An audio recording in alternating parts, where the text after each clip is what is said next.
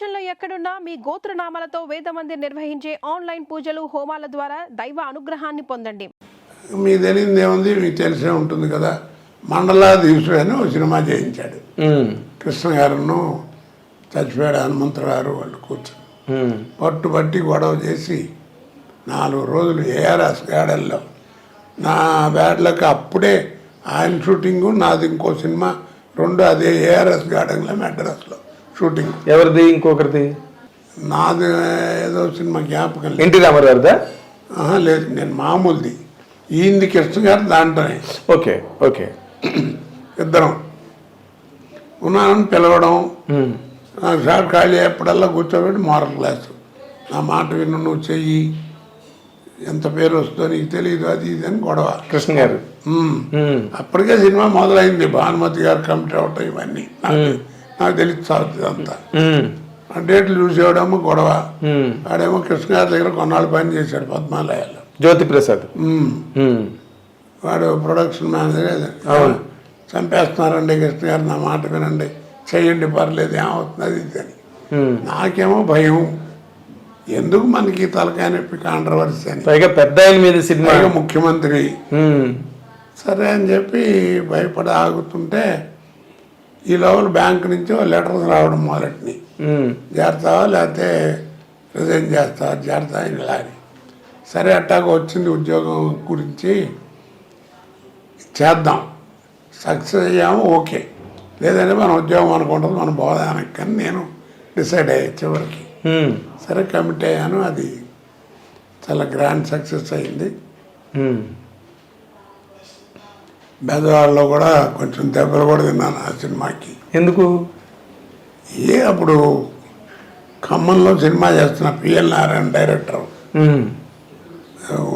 ఊరేగింపు అదే సంథింగ్, ఊరేగింపు అదే సంథింగ్ అదే, ఆ సినిమా చేస్తున్నాను. వాడు పిఎల్ ఊరే ఏమనుకోకరా, రేపు నీకు షూటింగ్ ఉండదు, సారీ అనవసరంగా వేస్ట్ చేస్తున్నా డేటు అన్నాడు. సర్లేరా, అమ్మాయి బెదవాళ్ళలో కొత్తగా కాపురం పెట్టింది, వెళ్ళి చూసేస్తానన్నా. మంచి పని, ఇంకా దానికంటే ఇంకా శుభ్రంగా పోయిరా అన్నాడు. సరే అని పొద్దున్నే అప్పుడు కృష్ణా ఎక్స్ప్రెస్ ఉండేది. అవునండి. ఇప్పుడు ఉందో లేదో తెలియదు. ఇప్పుడు లేదు, అప్పుడు ఉండేది. ఇటు నుంచి వెళ్ళి మళ్ళీ 1 గంట 2 గంటలకు ఉండి మళ్ళీ బయలుదేరేది తిరిగి. సరే దాంట్లో వెళ్ళేవాడు విజయవాడ అంతా, రైల్వే స్టేషన్ అంతా పచ్చ జెండాలు నాన్న హడావిడిగా ఉంది. తెలుగుదేశం హడావిడి అంతా. రామరారు ఆ ఊళ్ళో విశ్వబ్రాహ్మణులకి కళ్యాణ మండపం ఏదో ఉంటే దాన్ని ఓపెనింగ్కి వచ్చాడు. అప్పుడు పేపర్లో కూడా వచ్చింది, పూర్ణ కుంభంతో వాళ్ళు ఇన్వైట్ చేస్తే వెండి దాంతో అది ఆయన తీసుకుని వచ్చేసాడని పేపర్ అంతా చెప్పుకున్నారు జోక్గా. జోకో నిజం ఏదో సంథింగ్. నేను కంగారు పడుతూనే ఉన్నా, అయ్యా బాబోయ్ ఏదో ఈ జెండాలు ఇన్ని ఉన్నాయి, ఎట్లా ఉన్నాయన ఏంటి అనుకుంటూనే ఉన్నాను. ట్రైన్ ఎలా దిగాలని దిగాను, దిక్క తప్పదు కదా. అవును. సరే దిగి ఆ ప్లాట్ఫారం పక్కన ఒక పక్క నుంచున్నా, నెమ్మదిగా నడుచుకుంటూ వచ్చా. ఏంటంటే రామరారు వచ్చారు, వెళుతున్నారు అనేది. ఇదే కృష్ణాకి తిరిగిదానికి వెళ్ళాలి ఆయన. ఒకటే ప్లాట్ఫారం అయిపోయింది. చూశారు, రే కోటగాడు వచ్చాడు అని బెల్లమని మీద పడి నానా బీభత్సలే, బూతులు గీతులు కొట్టారండి. ఒకడైతే ఇద్దరు ముగ్గురు పటపట వేసారు దెబ్బలు.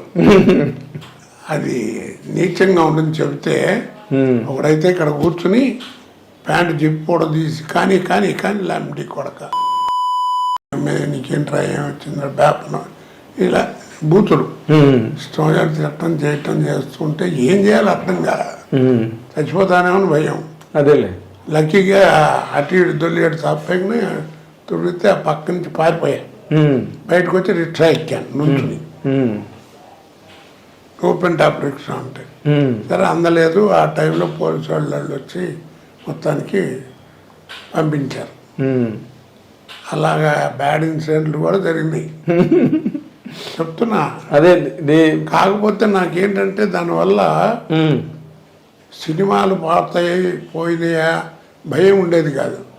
ఎందుకంటే కృష్ణ గారు మంచి ఫామ్లో ఉన్నాడు అప్పుడు. నెలకు ఒక సినిమా రిలీజ్ అయ్యి ఇంచుమించు ఏదో సినిమా అదేలే ఆ సినిమాలు అన్నిట్లోనూ వేషాలు ఉండేవి నాకు.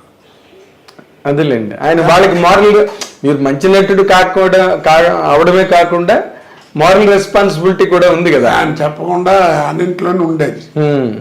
తర్వాత తెలిసేది ఏమైందంటే కృష్ణ గారు చెప్పారండి అని మామూలుగా అంటారు కదా, అలా నాకు అందువల్ల నాకు సినిమాల్లో వేషాలు లేవని బాధ లేదు. కాదు, ఇప్పుడు ఇలా మీరు దెబ్బలు తిన్నారు విజయవాడ స్టేషన్లో కృష్ణ గారికి తెలిసిందండి? కృష్ణ గారికి చెప్పారు ఎవరైనా?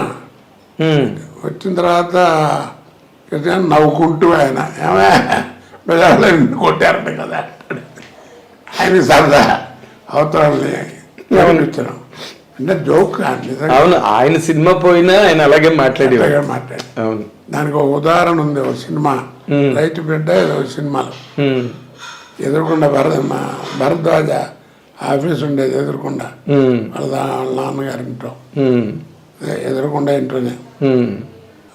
అక్కడ ఉండేది చిల్లర కళ్యాణం వాళ్ళు సినిమా తీస్తున్నారు. నా దగ్గర డేట్లకు వచ్చారు, 15 రోజులు ఎంతో కావాలని. డైరీ ఇది సంఘాన్ని చూపిస్తే ఖాళీ లేదు. ఏదో ఒక రోజు 2 రోజులు అంటే అడ్జస్ట్ అది లేదు. వాళ్ళు ఏం చేశారు, అక్కడికి వెళ్ళి ఎవరో మొత్తానికి కృష్ణ దొరకట్లేదండి కోట గారు, డేట్లు ప్రాబ్లం అట్టున్నా 3 లక్షలు అడుగుతున్నాడు అని చెప్పారట. 3 లక్షలు ఏంటి ఆయనకి అప్పుడే అని కృష్ణ గారు వాళ్ళు కోపం వచ్చి కృష్ణ గారు పక్కన ఫోన్ చేశాడు. పద్మాలయాలో కాస్ట్యూమ్ కృష్ణ బట్టలు కుట్టుకుంటూ అక్కడ ఉన్నాడు. బాగుంటాడు లాక్ 2 నెలలు పట్టి వేయించారు. అతను వేస్తున్నంతసేపు కృష్ణ గారు నన్ను ప్రాణం తీస్తూనే ఉన్నాడు. జాగ్రత్త, పొట్టిగా ఉంటాడు, భలే ఉన్నాడు, వాడు చేస్తున్నాను, నవ్వు వచ్చేస్తుంది, వీళ్ళని అద్భుతంగా ఉంది, నువ్వు జాగ్రత్తగా ఉండాలి, నిన్ను చూసి సత్యనారాయణ గారు లేట వణికారు, నువ్వు ఇంకా అంతకంటే ఎక్కువ వణకాల్సి వస్తుంది, అది ఇది వాళ్ళకంటే పౌరాణిక సినిమాలు అన్నీ ఉన్నాయి, నీకేమి లేవు, సోషల్ అది ఇది అని ఏడిపించేవాడు. ఏం చేస్తామండి నేను అనుకుని ఊరుకునేవాడిని.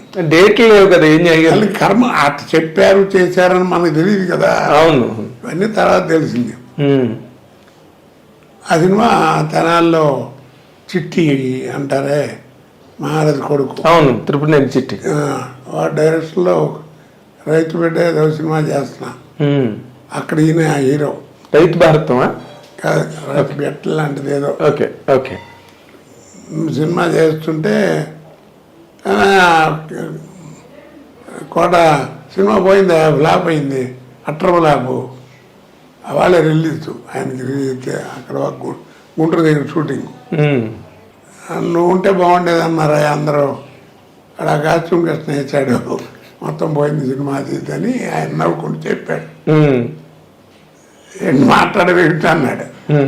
నేను చెప్పాను, ఏముంది సార్, ఒక్కటే నాకు ఎప్పుడు నమ్మేది, 0 క్యాండిల్ బల్బుకి 100 క్యాండిల్ బల్బుకి హోల్డర్ ఒకటే, స్విచ్ చేసినప్పుడు దాన్ని వెలుగు తెలుస్తుంది, ఎందుకంటే ఏం చెప్పాలి అని కృష్ణ గారికి చెప్పారా మీరు? కృష్ణ గారితో అన్నాను. ఆయన నవ్వు దుప్పదేగా ఎక్కడ పుట్టొస్తాయని నీకు మాటలని. ఇట్టప్పుడు షూటింగ్ అప్పుడు కూడా జోకులు చెప్తుండేవాడిని కదా. అవును అవునవును, నాకు గుర్తుందండి. దాంట్లో పాపం ఆయన అందులో కొంచెం జోవియల్గా ఉంటాడు, చాలా జోవియల్ మనిషి, స్వాభావికంగానే బాగా మనిషి, ఆయన మంచి మనిషి. వ్యక్తిగతంగా ఎలా ఉన్నా పర్సనల్గా బిహేవియర్ అది బయట అసలు చాలా సరదాగా ఉంటుంది, మంచి